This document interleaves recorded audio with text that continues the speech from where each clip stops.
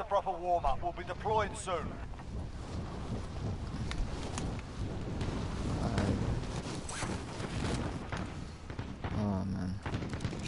Oh man. Hello, if you're tuning in, if anybody's watching by any chance. Welcome to my stream.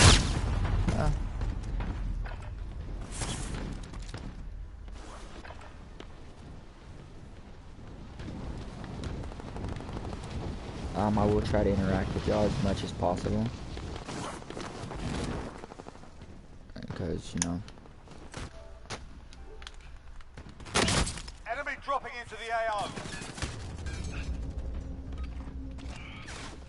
Warm-up's done. Time to kick this off.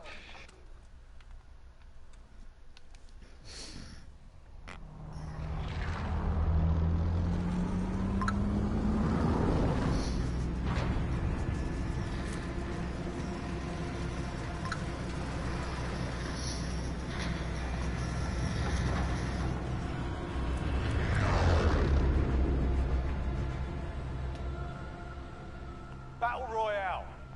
Be advised, gas is closing in. Proceed to the safe zone.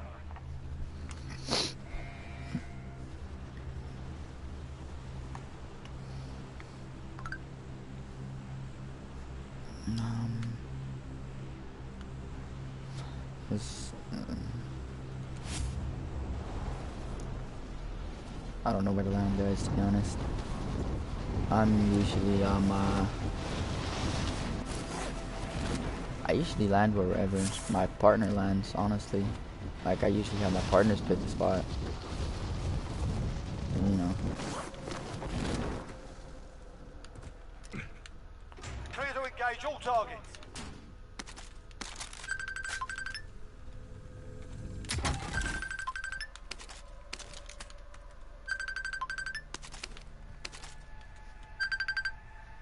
Hello? Sorry, guys.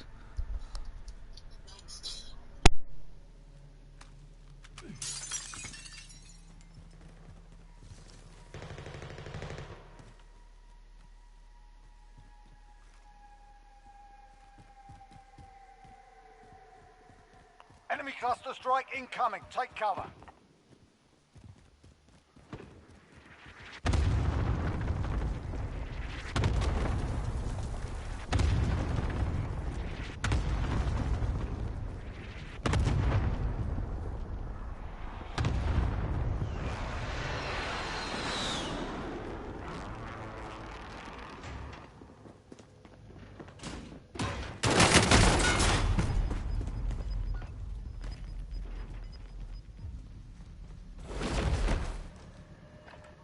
Gulag.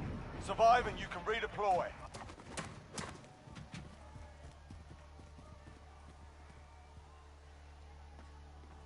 We got a proper fight here. Get yourself sorted. You're up next.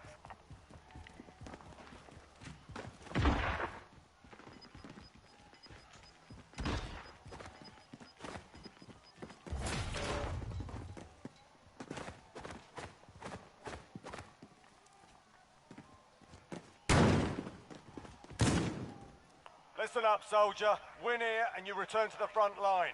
But if you lose, you're done. Sort them out or capture the objective. Sorry about that, guys. I sucked. I turned corner for a split second and I The get enemy shot. took that one, but we'll be back to finish the job. If you didn't know, I am god awful with that gun.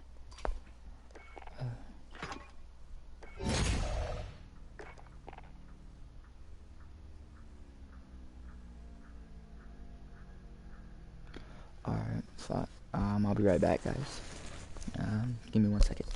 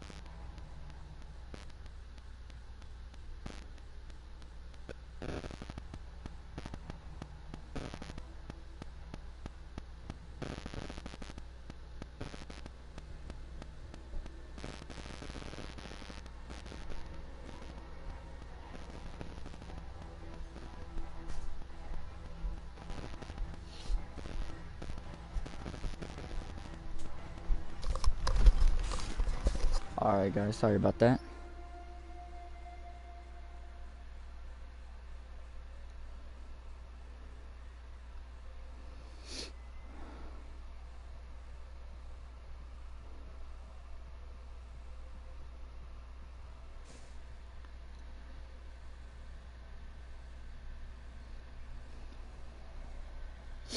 Alright,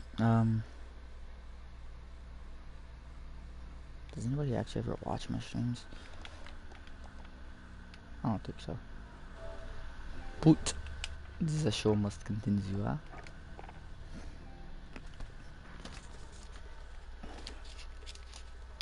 I get my guapo too.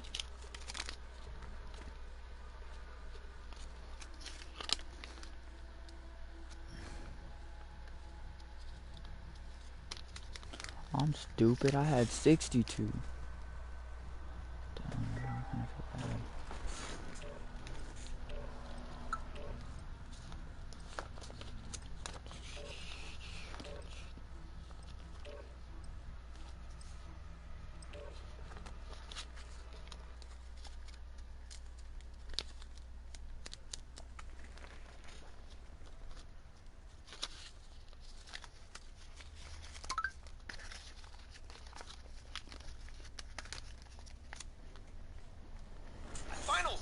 Which I'll call it to save time, has a lot of the same problems as its pink-blooded Saw brethren. Primarily the fact that all of its characters are walking, talking, gaping assholes that'll afflict any viewer with a serious case of misanthropy. Characters have never been Final Destination's focus, but as the movies carried on, the side characters evolved from being boring and forgettable to obnoxious and cynical, with everyone. Enemy dropping into the AR. On this edition of Ending Explained, we will be looking at the recent entry in the Saw franchise, Jigsaw. The series is known for its twists and turns, usually ending with a huge reveal of who is behind the killings, and Jigsaw's also suit with the series formula. Ultimately, the ending is pretty convenient, so let's explain the big twist and ending for Jigsaw. And for anyone wondering if this entry gives us any further developments on the story left behind in Saw 7, it really doesn't. There's no mention of Gordon or Hoffman at all, but this is probably for the best. It allows the movie to not You're done warming up. Stand by for deployment to the war zone. Jigsaw takes place 10 years after the death of John Kramer. The original Jigsaw who died in Saw 3, even though he is known to be dead, a rational, brutal killings occur in the city that fit Kramer's MO, and it appears that the infamous Jigsaw killer has somehow returned. Much of the movie is presented as a whodunit, with at least half of the runtime two detectives, led by Halloran, opening the Jigsaw investigation that had been Battle going Royale. for years to figure Gas out is who closing was on your behind the position. killings. Suggest you get Our moving. very first scene turns out to be very important, introducing us to Halloran in pursuit of Edgar, a druggie turned informant, who is now right in the middle of his own game. The cops corner him on a route where he has a trigger, and Halloran directs the officers to shoot his hand if he activates the trigger and not go for a fatal shot. Edgar says he has to push the trigger to start the new game, and does so, resulting in his hand getting blown off. But somehow one brilliant bullet hits Edgar in the chest, gravely injuring him. And we find out the reasoning behind all this later. But for now, after the trigger is pressed, we see that a new game has begun. 5 people find themselves in an industrial Targets are up. room Get to with work. chains around their necks and buckets on their heads.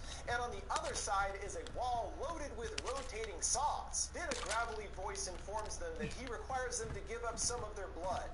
Any amount will do. The chains pull them towards the saws and certain doom, but Anna figures out Be first that he advised, said there's an any enemy amount team of blood, hunting you. cutting herself lightly on the saw, and her bucket comes loose, winning the first test. The others follow her example with varying degrees of success, except for the last man who had still been passed out when the game started. As the others make it out, it doesn't look like he's as lucky, being pulled into the wall of saws. After this, back outside, the buckethead body is found dangling from a bridge by a noose, and Halloran takes the body, seeking help of coroner team Logan and Eleanor. And based on their findings, everything about the body fits the pattern of Jigsaw, continuing to fuel the idea that Kramer is alive. But essentially everyone we see is presented as a suspect at some point or another, and not very subtly either. Like we find out that Eleanor is a frequent visitor to a Jigsaw fan website, and even has a studio where she makes replicas of Jigsaw's many famous traps. And you go, well, obviously she's the killer, right? Nope, it's just the most ridiculous red herring imaginable. One of the traps, the blender she has, we learn is from an original game led by John Kramer even before the first Saw, and none of the bodies were ever recovered. Back in the game, the remaining players next find themselves in a large farmhouse or barn, which is a strange setting compared to what we're used to with the grimy warehouses the series largely is set in. So that's why, to me, Jigsaw kind of feels like Saw Country Edition. It's just kind of funny. And they do mention later the farm is owned by Jill Tuck, Kramer's ex-wife, and that it is still in her family. Then our old buddy Billy rolls in on his tricycle, and just look at them shoes glitter. Looking fresh, Billy boy. He's here to present their next test, which is designed for Carla. Just as is typically the case in the series, all these people have done some atrocity in their past, with Jigsaw then picking them for the game, wanting them to repent for their sins. We find out that Carla, out of desperation, used to steal purses, and one time led to a woman dying, as Carla had stolen her medicine. She returned back to see the woman in pain, but she decided to flee instead. And the whole thing only netted her a measly $3 and some change. Certainly not worth it. We learned previously she had been injected with a poison and is now presented with 3 needles, one of which has the antidote and another which has hydrofluoric acid, which will kill her. The timers start and the chains around everyone's neck starts to pull them towards the ceiling. Ryan desperately tries to get Carla to inject the needles, but she's way too freaked out. So as they get ever closer to the top, he jams all 3 needles into her, freeing them from their chains. But of course, one of those needles has the acid in it, and Carla is melted away, using the same acid which we saw kill William in Saw 6. Fun acid. Gas is inbound. Tested as Mitch, who we learn was chosen by Jigsaw for a personal reason. Mitch sold Kramer's nephew a bike, which Mitch said to be in good working order. But soon after his nephew drove it off, it malfunctioned, crashing and killing his nephew. He gets to face the coolest trap in the film, the blender. And Jigsaw even used parts of that crashed bike to make up the trap's construction. Mitch has to reach down through the rotating death blades to turn the throttle off, and is given momentary help from Anna, who jams a pole into the bike above, stopping the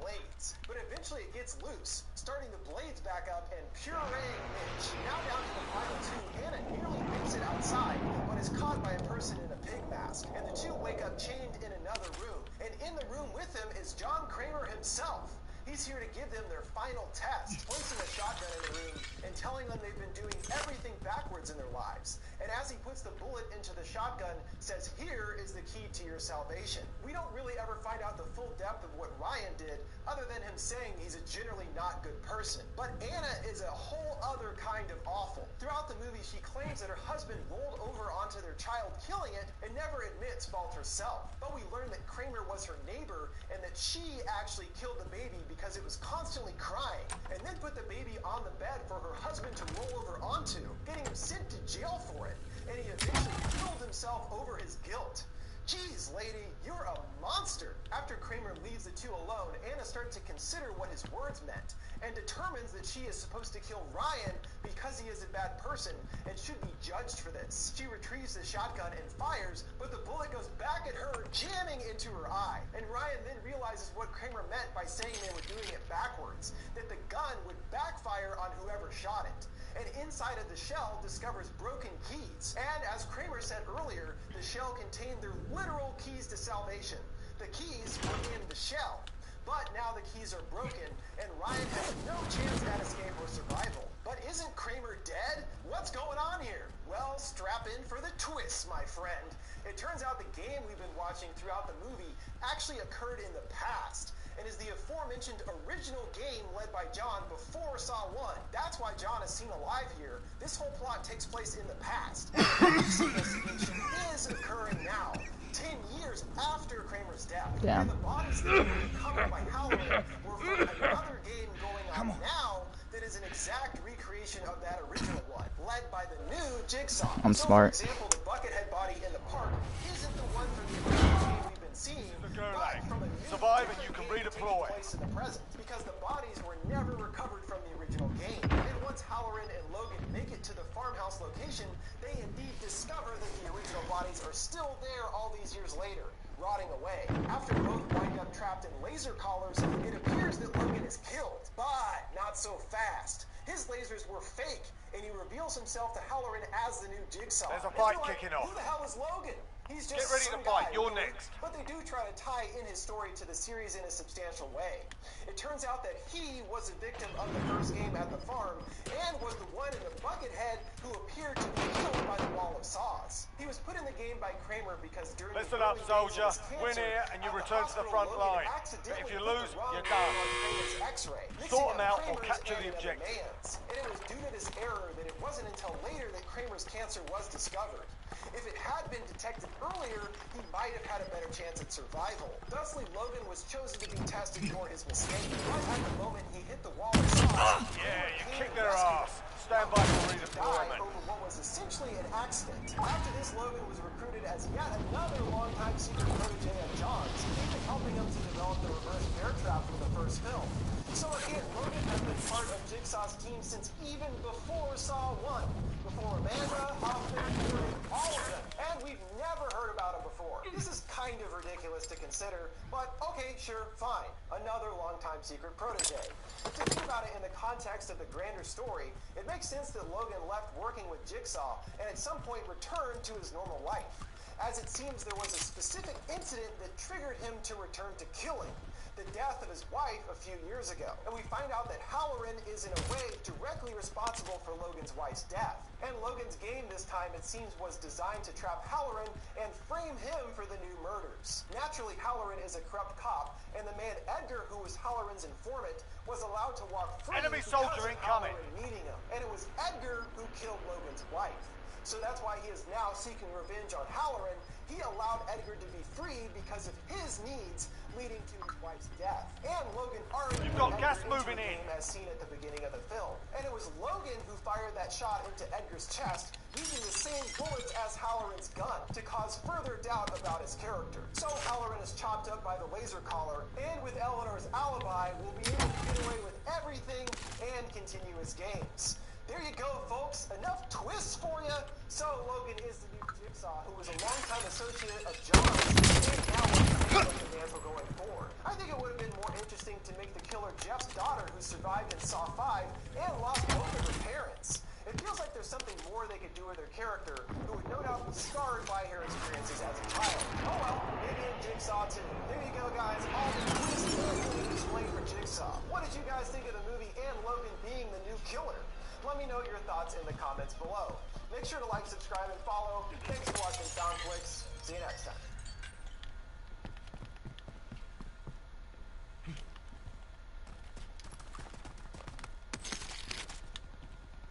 French fry, ice chop, cat eye, big pop, pork chop, soda pop, scallop, pie, soursop, hot pie, dumpling, chicken wing, Peking onion ring. We are America's Kitchen. DoorDash. Every flavor welcome.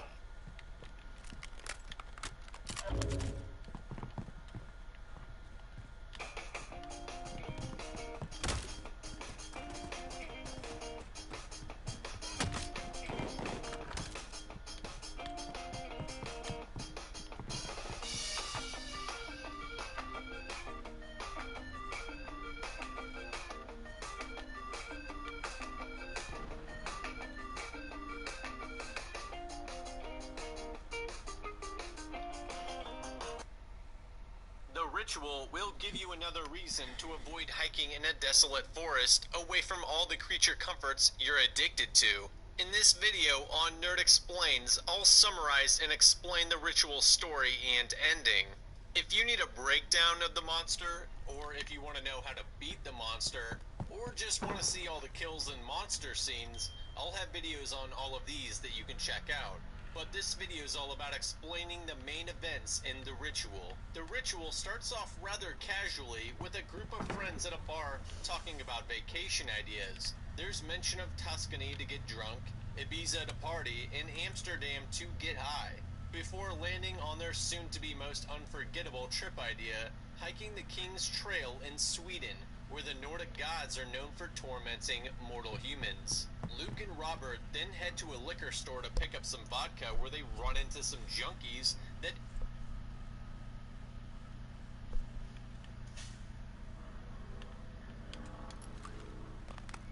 end up killing Robert after he refused to give them his wedding ring. Luke is hiding in the back of the store when all this goes down, to be forever stricken with survivor's guilt from the incident, even though there's nothing he could have done. Luke isn't Michael J. White. Shoot me! Shoot me! Shoot! No! You either shoot me or stop wasting my time. The thugs had knives and bats and would have killed him too, but that doesn't ease his burden.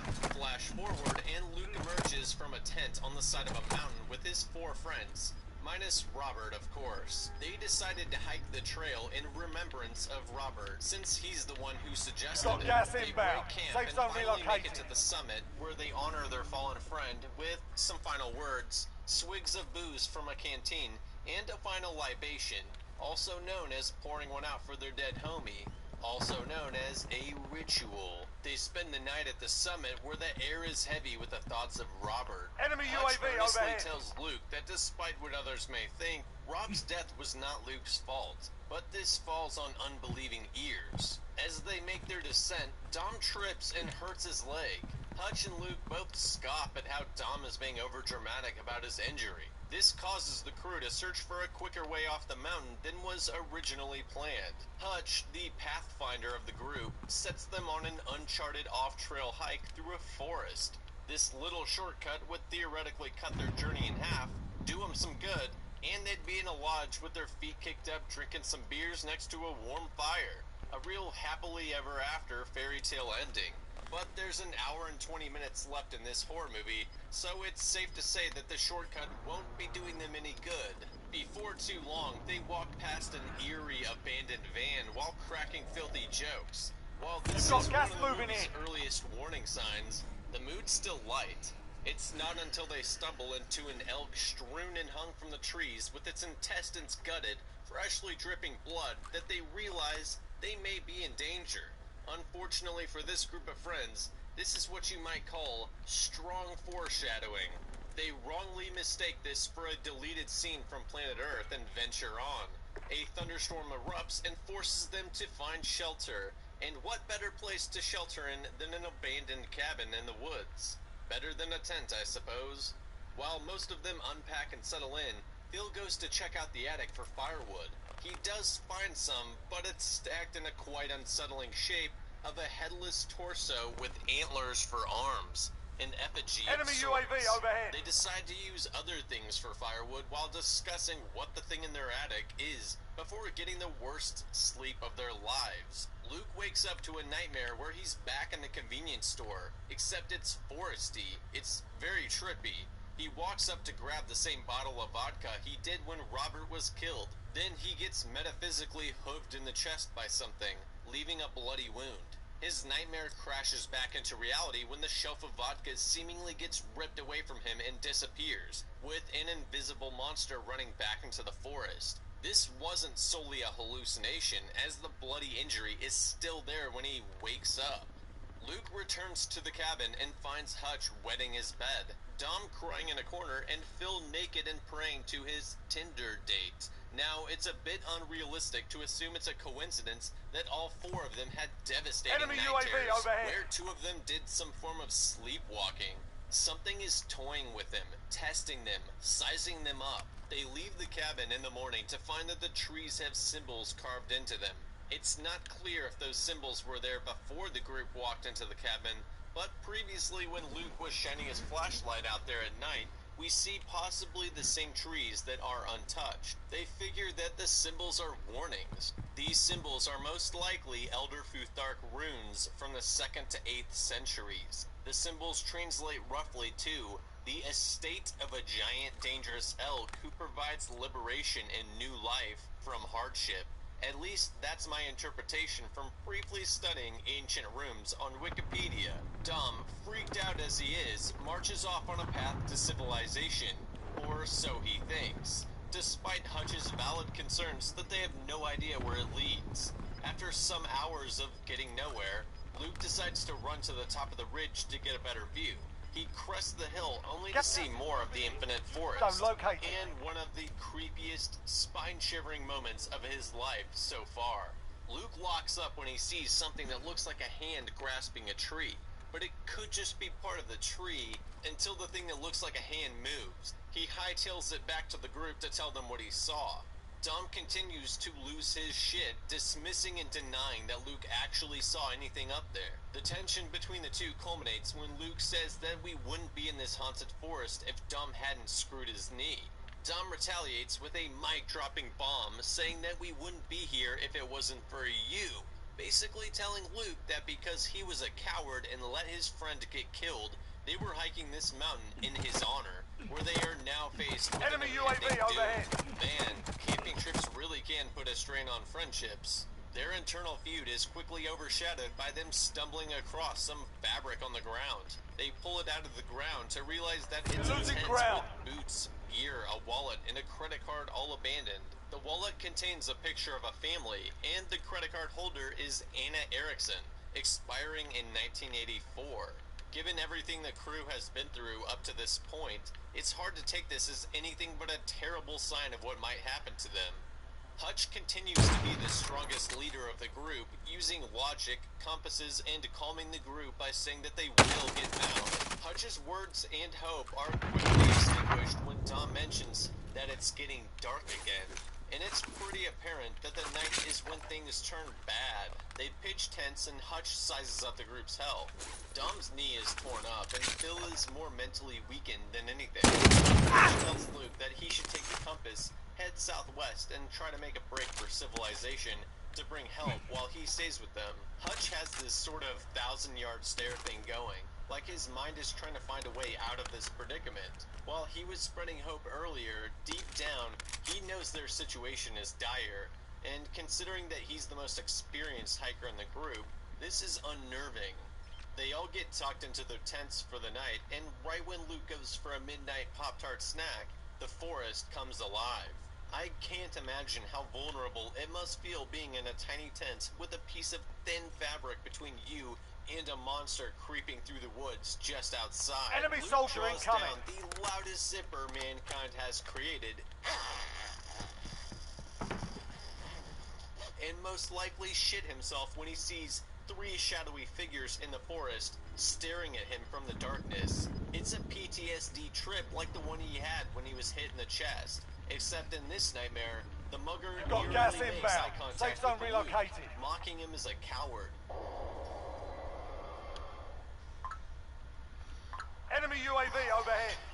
Before the forest erupts into branches breaking the trees moving around his tent, we get Loadout a drop jarring headed your moment way. where Luke witnesses Hutch's tent being ripped up from the ground and sucked into the trees. He then wakes up to Phil screaming and Hutch's bloody tent torn open and Hutch missing. Luke's nightmares and reality don't appear to be two separate things. We then hear Hutch yelping in severe pain from deep in the forest. Only 10 remain. You're nearly done. The remaining 3 friends courageously attempt to rescue, but as we all know, Hutch is pretty much a goner. At dawn, the search continues, where they stumble across their worst fears. Hutch, like the elk from earlier, is found gutted, hanging from the trees. It's an incredibly gruesome sight, and this Gas is the is exact inbound. moment when shit got real for the group. The hope of making it back in one piece is irreversibly over. This is the moment where their lives were permanently changed forever, or at least until they get hung from the trees too. This is also a huge blow because Hutch was the one leading them out of this mess. Him being killed first most likely is not a coincidence either. Phil says something interesting. He thinks the monster put Hutch's corpse on this path because it knew they were coming this way. Dom yet again loses his shit in denial, claiming that it was pagan hillbillies that did this. Luke steps into Hutch's bloody shoes as the fearless leader, affirming that they are going to get out of the forest alive. I don't think any of them actually believed it, though. They find footprints leading somewhere, but they smartly avoid following them, choosing instead to go southwest as planned. As they ascend the ridge, we see the monster, perfectly camouflaged in the background. One could speculate that the footprints were incredibly obvious, and with the monster watching them from a distance, this might have been some sort of trap. While Dom is panicky and Gas hot-headed, is closing. Phil is Get to the something new safe else. zone. He looks pale and sickly and is deeply disturbed and mentally unstable, stating that the monster got inside his head, made him pray to it, and that he can't get it out. I'm starting to wonder how they thought they could make it out of the forest in less than one day. Even with all the events that have unfolded, it seems like they should be close. Oh, yep, they are close, just hours away, which might as well be 1,000 miles considering night is now falling upon them, and let's just say, it's about to get bumpy. And Phil got wrecked before the sun even went down. At least he got the famous last words in, before being dragged off screen to be slaughtered. Gas is inbound.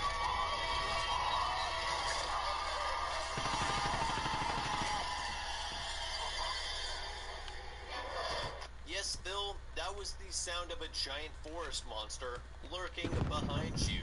Luke springs into action and with immense athleticism manages to run into a tree and knock himself out, where he then wakes up at a familiar convenience store. Only 5 this time, remain. instead Finish of the job. mugger calling him a coward, Robert tells Luke that he can't run. To which then Luke proceeds to get up and run. Just like at the cabin and the tent, the monster is communicating with Luke through the hallucinations. Luke finds Dom and they both cuddle up next to a tree. Dom cries on Luke's shoulder Gas is and Luke closing. says Get to he'll the new never safe leave zone. Dom under a moonlit night sky. On 3, they make a run for the tree line, but end up on a firelit path leading either to civilization or pagan hillbillies. Considering the monster is right behind them, they take the risk and follow the path. Just before they bolt, the flashlight illuminates Phil's lifeless body hanging from a tree. In sick irony, Phil saying that the monster put Hutch's body in their path so that they would find it was exactly what Gas happened is to Phil inbound. too. The monster is intelligently directing them and placing their friends' dead bodies in their path for them to see. As soon as Dom and Luke bust into the nearest cabin, they quickly realize it was a mistake as the occupants are not alarmed at the situation. It was almost as if they'd been expecting the duo to show up. Luke also sees that they are praying to a stone carved with a representation of the Norse god Loki. So it's called the Loki stone, which makes Loki chained up. Probably not a good sign. It's confirmed that there will be no hospitality given here as they get face stumped to accomplish they have been shackled. Oh! Only 5 Let's remain. go. We'll secure the win next time. Okay, Axel. Call That's it in. alright. We lost that one, but we'll come back stronger next time.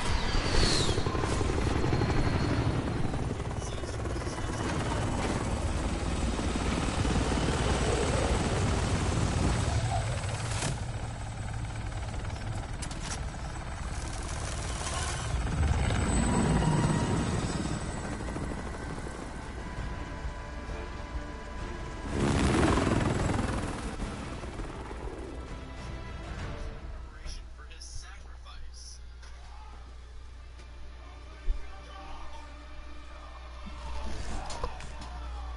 Yeah, I don't think they were building a Wendy's outside after all. The cult brings Dom back inside so he can have one last chat with Luke before this evening's show.